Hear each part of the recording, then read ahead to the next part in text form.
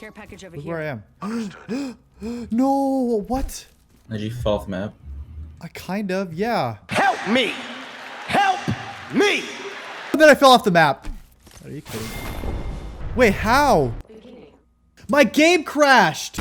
Hey guys, what's going on? It's your boy Soda, and before I get into the video, I want all of you to go down to the comments below and tell everyone what your favorite weapon is in Apex Legends. Okay. I know I'm late to make a video about Season 4 in Apex Legends, but I'm here, all right? I'm here and I'm finally doing it.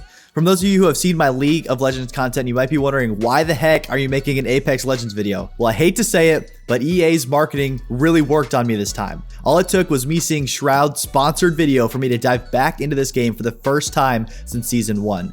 And I gotta say, this game has changed a lot, and most of it for the better. I got back and all of the OP weapons are actually kind of balanced. Also, the map is completely different. I had no idea where I was going, and it seemed like I was playing a completely new game. Except this time it was actually a good new feeling. They changed the wingman, they added some weird new attachments to the R301 and Flatline, and also like Gibraltar's OP now. If someone would have told me that that would have happened when the game came out, I would have slapped them in the face and said that they were stupid. So who better to make a video on the best gun in Apex Legends than a guy who hasn't played in a year and has only been back for a week, right? I have to give the disclaimer, I know, I'm sorry, because I know someone in the comments is going to direct me to like an official tier list somewhere, but this is 100% my own opinion. I did like maybe 5 minutes of research on the competitive usage, damage, range, and fire rate, whatever, and I just got bored. So all this information is coming from the last week of me playing and those short 5 minutes of research. I also already made Gold 1, Diamond, here I come, so you already know that the most qualified person is about to make the call on the best gun in the game. All right, let's get into the criteria. Portal placed. Danger moved. Enemy down. Enemies are shooting at me. Using gravity. Downed another. Recharging shields. Ring is in close. Okay, so the criteria that I used to pick this gun are the following: consistency, versatility, and wildcard factor. I wanted to know if the gun would help me in all situations. Could it be used at distance and also used in a barrel stuff situation? And the last and most important criteria I used to decide this weapon is would I be able to win a 1v3 using only this weapon? I feel like this list is pretty self-explanatory, but it also lends itself to a lot of interpretation. So don't get upset if your favorite gun did not make my honorable mention list or the top spot. Just put it in the comments below and I'd love to talk about why. Just a heads up, I'm not going to select a gun that comes from drops like the Devotion or the Kraber. People kind of know that these guns are OP, so we're not going to add this into our list. Also, we are not going to include gold guns that you can find in the hot drop locations and on the train.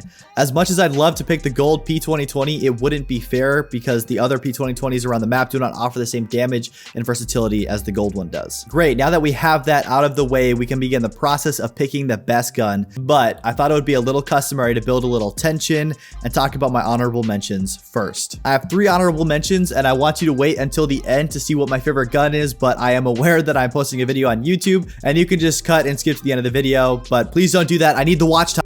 Flash me up, Doc.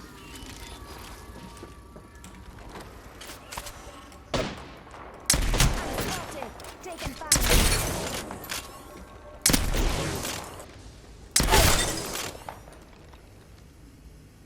The first honorable mention we have should be no surprise to anyone, and that is the Peacekeeper. This gun has been so strong for so long, ever since Kings Canyon back in Season 1, the beginning of Apex Legends. It has been slowly tweaked over its lifespan, but has consistently been one of the premier close-range weapons. Its max damage is 165 with a headshot, so that can instantly take someone out of the fight. It would have been really disrespectful for me not to mention the Peacekeeper in this video. Its counterparts are also pretty garbage, which makes it a no-brainer choice when it comes to selecting a shotgun. Another thing that I wanted to mention about the Peacekeeper is that it's an almost must-have in ranked play. The reason being is that Gibraltar is super OP. I cannot believe I'm saying that Gibraltar is OP, but he is.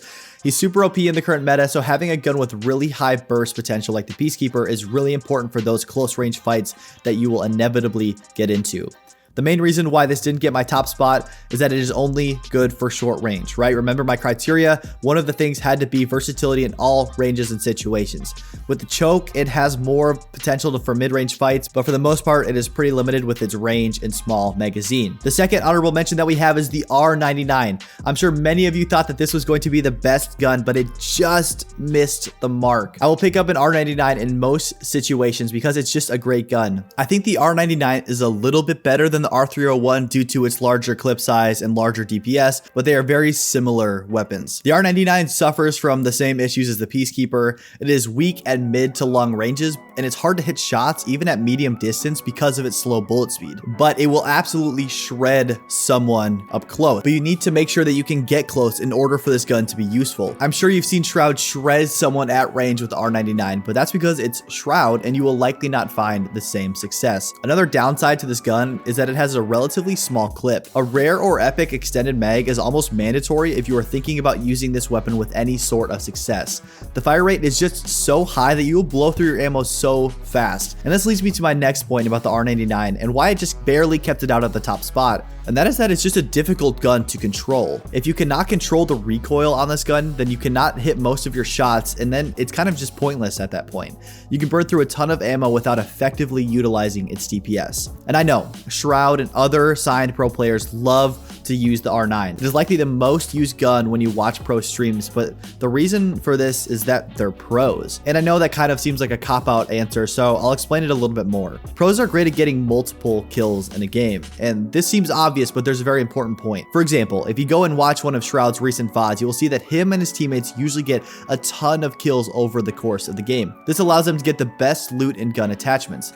This is so important for the R9. Having a purple extended mag and a purple barrel stabilizer is crucial to controlling this beast of a gun. The sad fact is that most players in most situations of the game won't have a kitted R9 and won't be able to control its spray effectively. I know it might sound like I'm hating on the R9 right now, but I'm not. If I get this gun, it's one of my favorite weapons. There's a reason it's in my top 4. But because of its reliance on attachments to even be useful and effectively optimize its damage, I couldn't put it in the top spot, even though it is one of the most popular guns in the game. One more thing that I wanted to note about the R9 is that it recently got a nerf. They lowered its damage by 1, which doesn't seem like a lot, but it adds up to 20 less DPS depending on your magazine size. This doesn't sound like much, but with so much pressure to hit your shots, especially when it's spray and the recoil is all over the place, it's hard not to realize that that's a pretty hefty nerf.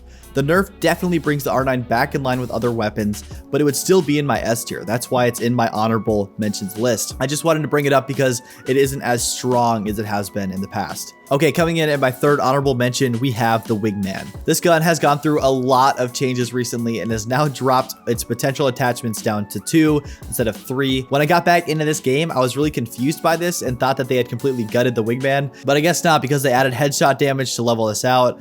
I don't know, I'm running low on time and I want to get in the best gun, so we're going to cut the Wingman short and talk about my favorite gun, the best gun in League of Legends. Can I get a drum roll? The Flatline. Yay! I'm sure none of you expected this gun, and honestly it was between this and the R99, but over the last week of playing this game, I have just come to appreciate this gun way more than other people. The reason I like the Flatline so much and truly believe that it is the best gun in the game is because it has great range, versatility, consistency, and the potential for a 1v3 wildcard play.